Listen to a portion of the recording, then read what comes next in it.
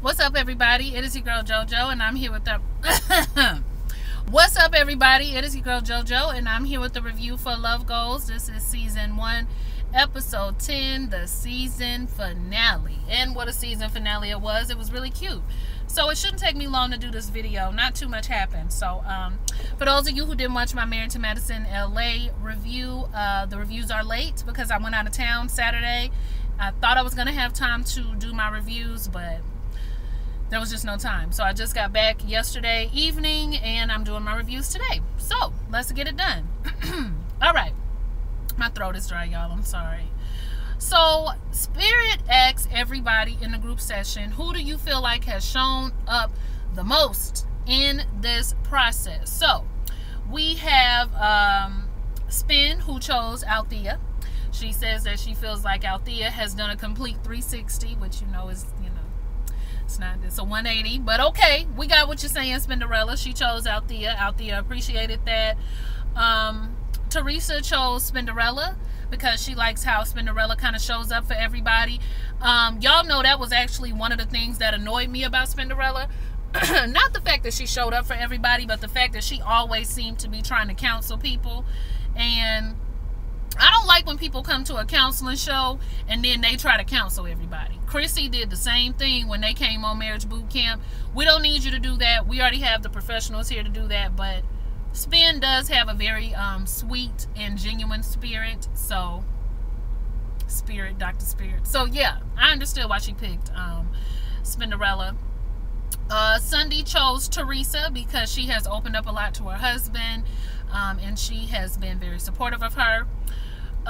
Bree chose Dwayne for all of his help. Okay, y'all know they got the bro code real strong over there with the two of them. And they get along with he gets along with everybody in the house.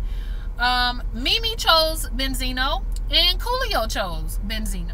And Mimi chose Benzino because she just feels like Benzino really worked hard and really made the effort to try to improve himself. Coolio said he chose Benzino because, he just liked the way that, Benzino keep it real. He put it out there. It's almost like he drunk. I thought that was funny. She was just like, yeah, sometimes it seemed like he drunk because he just put it out there and he wears it all. And Benzino actually chose Coolio because he feels like Coolio is very calm, very cool and collected. Even when Mimi is going off, he keeps his calm, and that's something that Benzino wants to learn how to do. Well, you would think Benzino wanted to learn how to do this, but when Althea is asked a question by Teresa, now I will say, I'm not really sure why Teresa does it. Sometimes I wish she would just be quiet. But I understood that she was trying to direct the question to Althea because I think she knew directing the question to Benzino was the wrong move to make because they already got beef, right? So she asked Althea, well, a lot of people said that Benzino had really improved and that he was really doing better. And so with him doing better and with him improving, what part do you think you could play to help him in continuing that? I understood what Teresa was getting at, hated how she worded the question. What I wish Teresa would have said was, well, Althea, we know that the two of you have had problems in your communication, and from the looks of it, people feel like Benzino has shown up to try to be a better communicator and a better person. What part do you think you play in that? Like, what part do you think you have done to become a better communicator when it comes to him? She kind of made it seem like, okay, well, he getting his crazy self together, so how you gonna continue to help him with his crazy? Instead of focusing on the both of them. So I think that didn't please Benzino. And Althea, okay, to really piss him off, Althea said, well, I'm just going to work on being like a friend to Benzino and caring more about what he wants. There was nothing wrong with Althea's answer, but I'm going to tell you what pissed Benzino off. That was the fact that Althea said she was going to be a friend to him. Because low-key, Benzino has been hoping that the two of them would be able to get back together on the show, and Althea hasn't been feeling it from the gate. Her body language doesn't say it. Nothing about Althea states that she wants to be back with Benzino. Look, this police officer, I feel like they being nosy.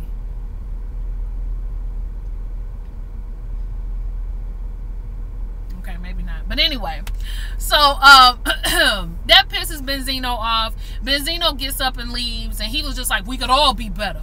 We could all be better. That was a pretty good Benzino. I thought that was pretty good. So anyway, he goes off, and Dr. Spears, she don't even go chase him. She just like, well, you know, sometimes people ain't ready. They don't want to talk about it. And Althea wants to know, like, when do you say enough is enough and you stop trying? And then Dr. Spears say, hey, it's up to you when you want to stop trying, because you know your breaking point. So Benzino come back in there, and he's whispering to Althea, you know, why are you such a follower? And Althea's like, what are you talking about? Like, how am I a follower? You're a follower. But she said this, and this. And I was just like, did something get cut out? Because Benzino said that when she stated that somebody wished they could be more like this, that Althea just agreed and went along with it. So I don't know what he's talking about. I don't know if he's talking about what Mimi said. Either way, he's bothered. He don't want to talk to Althea no more. Fine. So he goes off. They have one-on-ones and as couples and individuals. Benzino comes in there, and he's disappointed that he didn't accomplish the goal that he wished that he planned to accomplish while he was there. But Dr. Spears says, look, you are coming away from this a better person. You're coming away with more tools. And even though you did not accomplish the goal, the relationship goal, hopefully you all are in a better place to be able to co-parent. But ultimately, y'all, that is not what Benzino wanted. And I really do think that is why he is so annoyed with Althea. That is a part of it anyway. Althea comes in, and she's emotional. She's not emotional about that relationship not working, so y'all can miss me with that. But she is emotional about the fact that it doesn't seem like her and Benzino are on the same page still. It still seems like he is really upset with her, and I don't think Althea knows what to do at this point. But she said what she is going to do is not allow herself to be dragged into situations and not allow herself to be upset. And I think she was crying because y'all know that Althea has actually been to jail over her and Benzino's disputes.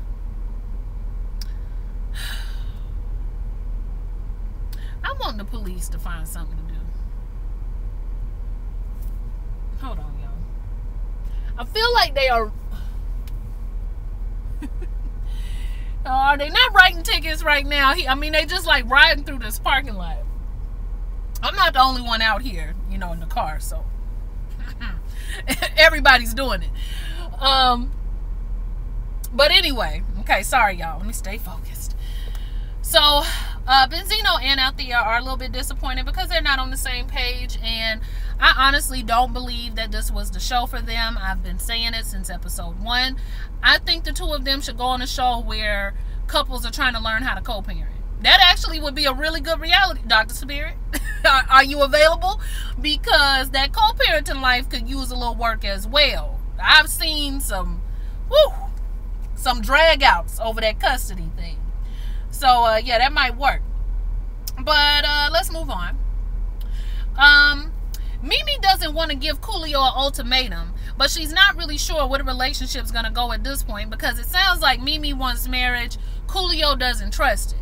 And Mimi, girl, Coolio ain't no young man. So if he don't want it now, I don't think he gonna want it.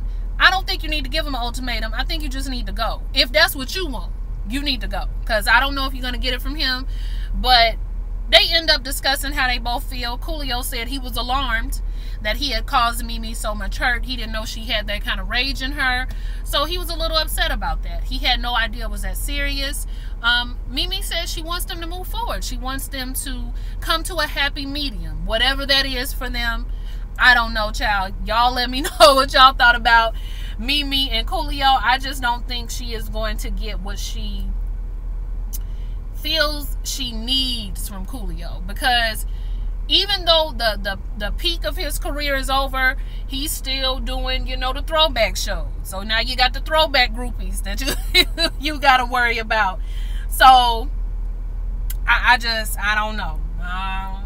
Yeah, I don't know. Coolio said he is going to try to work to make whatever changes he can, but he doesn't really know about going to get any kind of extra outside help, because he feels like he can examine himself. And Dr. Spear gives him some good advice. I'm trying to remember it. He who has himself for a client has a fool for a client. And Coolio got exactly what she was trying to say. You know, when you're trying to examine yourself, you're going to end up not being able to come to any type of conclusions, because you're always going to convince yourself that you're right, even in the wrong that you are doing. So that was pretty cool. I like that. So they're going to move forward. I'm not really sure exactly what that means for them, but they know. Spin and Q talk about her taking control of her anxiety problems, about her allowing Q to be in control of the things that Q wants to be in control of. Okay, don't tell me to be in control and then try to take control. That's what people who worry a lot and who are stressed and who are anxious, that's what they have a tendency to do. Spinderella is going to work on that. But ultimately, their relationship is going to work and they're going to move forward. I think they're going to be fine. Dwayne and Teresa didn't do one, and neither did Sunday or Breon. Not that I saw. So yeah, I don't really know. Maybe they just kind of cut that part out. Side note, y'all, does Dwayne have a Wi-Fi symbol tattooed on his neck? Did y'all see that? I was sitting down. I thought I had something on my TV for a minute. I was like, no, the Wi-Fi symbol wouldn't be up that high. Why does he have it's right here? Y'all go back and watch if you got it recorded. Anyway, let's see what else. So they got to go outside and they're going to do some commitment type ceremonies. Q and Spin, I thought theirs was really special. I don't remember everything everybody said, so I'm going to just go through and do the highlights. But I loved when Q told Spinderella that he would do anything for her. Even the point of coming out here on this reality show. Well, he said coming onto a platform and talking about our relationship. That was something I never thought I would do. But I know that I love you and I would do anything for you. I was like, oh, it's so sweet. And that really is coming out of your comfort zone. Because, honey, I would never do a reality show. Ever. Ever. But I guess you can never say never. Okay, when it comes to matters of the heart. So that was sweet. Sorry, my notes went down. Coolio went up there with Mimi and he was looking like a bad child. He was up there like this. But he put the jacket around and he was like, oh. It's kind of like somebody was like, Coolio, put your jacket around. Oh, yeah, okay. Jacket. He put the jacket around Mimi. You know, Mimi's a tall, statuesque woman. And he tells Mimi that he's rocking with her. And he said, Dr. Spirit, you one of the ones. And I was just like, I don't know what kind of connection is going on here. But you one of the ones, you know. It's not a lot of y'all, but you one of the ones. So Dr. Spirit know what he's talking about. We don't really know. We don't really know. But he ends up telling Mimi that he gonna work on his lockdown procedure. So I guess that means he gonna try to leave the hoes alone. I don't know. But Mimi says that they've been through a lot together. She's gonna continue to be there for them. So they gonna be together, y'all. Who else said something? Althea and Benzino get up there. You know, it's more the same with them. And Althea, why? You know what I noticed about the two of them? Both Althea and Benzino need to work on healing their inner child. Okay, normally I don't even say stuff like this, but they're both very childlike in different ways. Benzino in the way that he pops off, and in the way that he'll throw a tantrum.